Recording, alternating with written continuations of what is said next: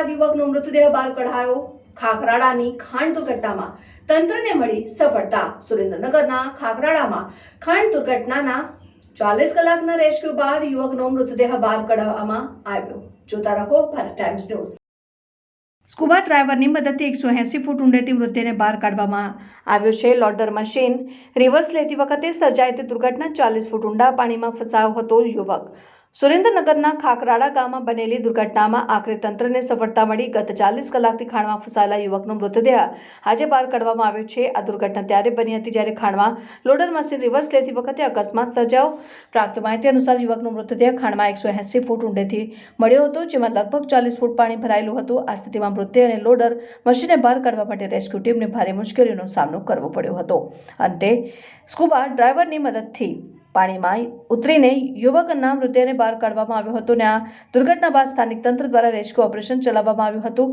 લાંબી જહેમત બાદ તંત્રને આ ઓપરેશનમાં સફળતા મળી છે અને મૃતદેહને તેના પરિવારજનોને સોંપવાની પ્રક્રિયા હાથ ધરવામાં આવી હતી।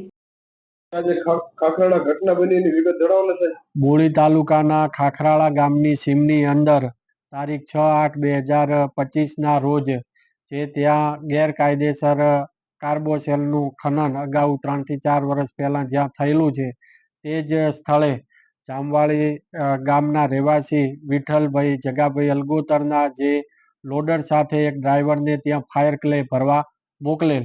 આ ગેરકાયદેસર ફાયર ક્લે ભરતા જે યુવક છે જેનું નામ અજય કુમાર બોહકિયા છે, તેઓ એ ફાયર ક્લે ભરતા ભરતા ત્યાં નજીકમાં આવેલ ગેરકાયદેસર જે કૂવો ખોદેલો હતો તેની અંદર કૂવાની અંદર ખાબકી પડેલ લોડર સાથે આ યુવક પડતા આ કૂવાની અંદર 35 થી 40 ફૂટ સુધી પાણી ભરેલું હતું, જેથી કરીને લોડર સાથે આ બોડી છે એ બોડી નીચે દટાઈ ગઈ હતી અને સાથે સાથે આ લોડરની અંદર આ બોડી છે ફસાઈ ગયેલી હતી।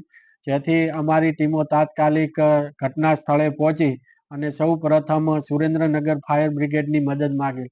સુરેન્દ્રનગર ફાયર બ્રિગેડે આવી અને તાત્કાલિક રેસ્ક્યુ ઓપરેશન હાથ ધરેલ, પરંતુ કૂવાની અંદર પાણી ખૂબ જ વધુ પ્રમાણમાં હોય અને લોડર છે એ પથ્થર સાથે ફસાઈ ગયેલ હોય તેમાં સફળતા ન મળી હતી। ત્યારબાદ 7/8/25 સવારે અમે રાજકોટ ખાતેની ફાયર બ્રિગેડની મદદ માંગેલ, એ પણ ટીમે આવી અને તાત્કાલિક રેસ્ક્યુ ઓપરેશન હાથ ધરેલો, પરંતુ તેને પણ સફળતા ન મળી હતી, કારણ કે પાણીની જે ઊંડાઈ છે એ ઊંડાઈ ખૂબ વધારે પ્રમાણમાં હતી।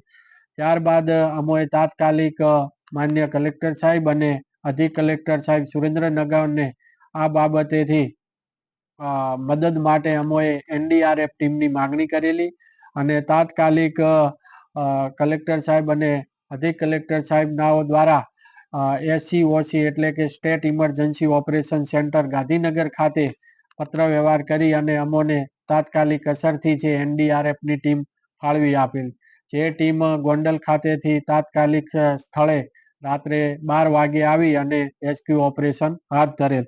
આ ટીમ દ્વારા ખૂબ જ જહેમત ઉઠાવી અને 1 કલાક સુધી પાણીમાં જે સ્કુબા ડાઈવ આવે છે સ્કુબા ડાઈવ કરી અને લોડર સાથે છે હૂક બાંધી અને લોડરને છે એ ખેંચવામાં આવેલો અને આ રીતે જોકે લોડરનો જે પટ્ટો છે જે બાંધેલો હતો ક્રેન સાથે એ તૂટી ગયો હતો, પરંતુ થોડુંક ખેંચાવાના લીધે જે લોડરની નીચેના ભાગે જે બોડી ફસાયેલી હતી એ છૂટી થઈ ગયેલી હતી અને થોડી વાર રાહ જોયા પછી આ છૂટી થયેલી બોડી છે તરી અને પાણીના લેયરે આવી ગયેલ અને એ બોડીને છે આજે સવારે એ બહાર કાઢવામાં આવેલી છે। આમ છેલ્લા 2 દિવસથી જે આ એક દુઃખદ ઘટના બનેલી અને જે આ બોડી ફસાઈ ગયેલી હતી એ બોડીને આજે બહાર કાઢવામાં આવેલી છે અને તાત્કાલિક અસરથી એ બોડીને અત્યારે મૂળી તાલુકાના CHC ખાતે પોસ્ટમોર્ટમ ખાતે મોકલી આપવામાં આવેલી છે। સાથે સાથે આની અંદર જે પણ કોઈ જવાબદાર વ્યક્તિઓ કે ઈસમો જે સંકળાયેલા છે તેઓની સામે કાયદેસરની કાર્યવાહી પણ હાથ ધરેલી છે।